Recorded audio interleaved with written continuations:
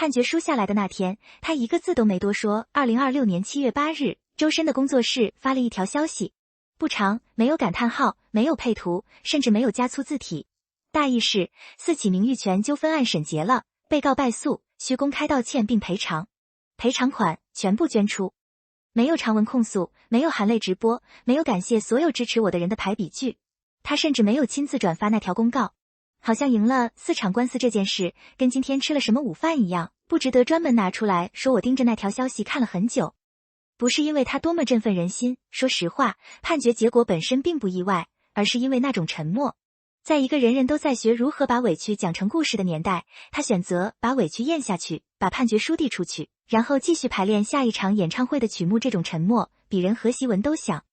但我想先不聊官司，我想聊一件衣服。2026年5月，武汉，周深的巡回演唱会开到这座城市的第3晚，他穿了一件银灰色蕾丝亮片上衣，下身是浅粉色纱裙，唱了3个多小时，气息稳得像深井里打上来的水，不晃不洒。现场1万多人跟着他走了整整一场音乐的旅程，没有人觉得哪里不对，因为那件衣服是为舞台服务的，是为那几首歌的情绪服务的，跟他穿白 T 还是穿西装本质上没有区别。可你打开某些平台搜那晚的视频，看到的不是歌，不是灯光，不是他唱到副歌时微微扬起头的侧脸，你看到的是一段被裁切过的刻意放大的衣服特写，底下挂着几千条评论，翻来覆去就一个意思，男不男女不女。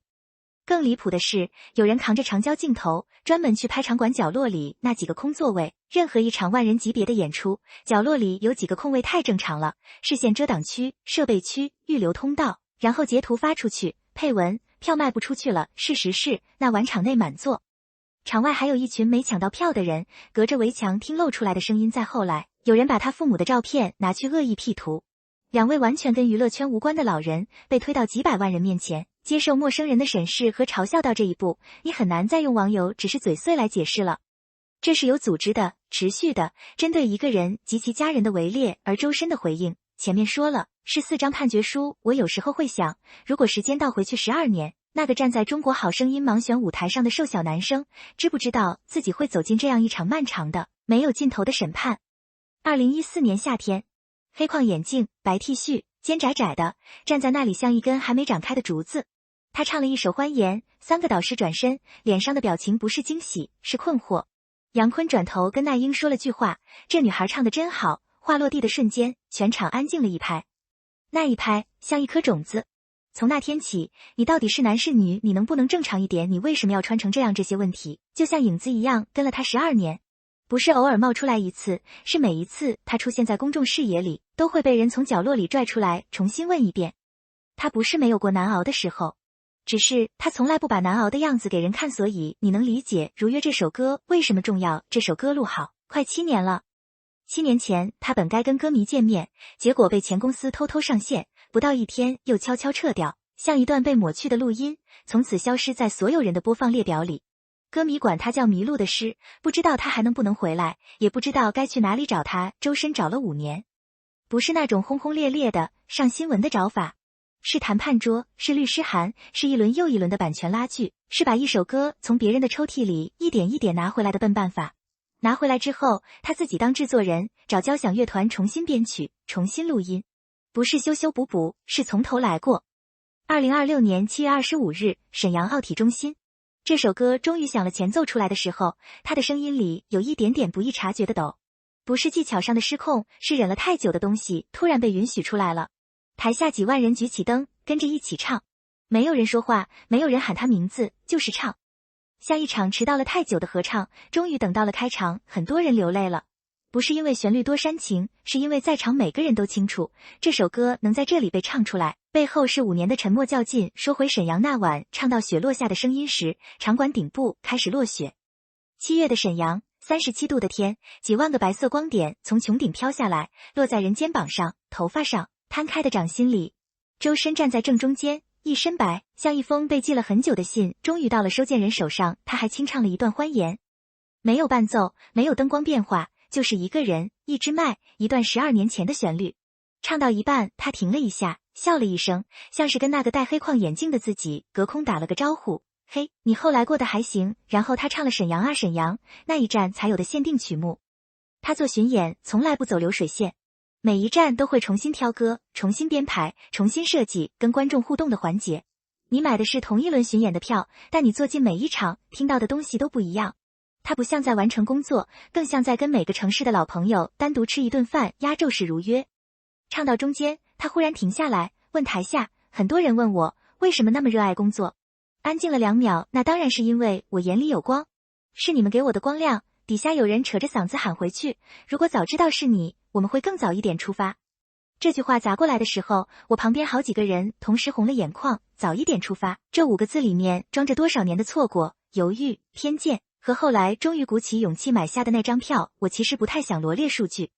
但有些数字确实能说明一些事情，不是说明它多红，而是说明一件事，那些试图用卖不出去过气了，靠炒作来定义它的人，跟现实之间隔了多远。这轮巡演累计观演人次突破270万，广州站16万张票3秒售罄，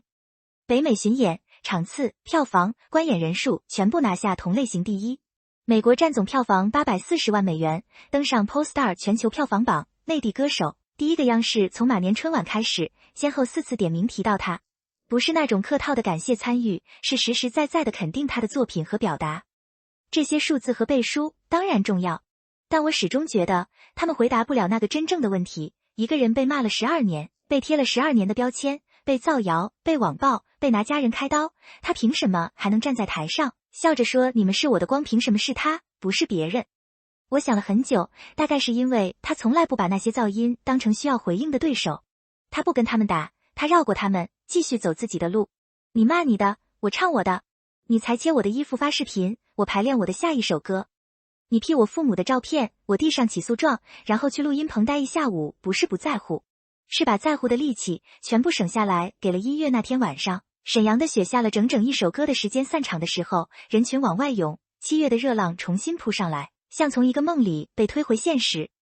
我走在人群里，前面有个姑娘举着一块灯牌，不知道举了多久了，胳膊都僵了，还在举着，上面写了8个字：5年了，终于如约。我看了那行字很久，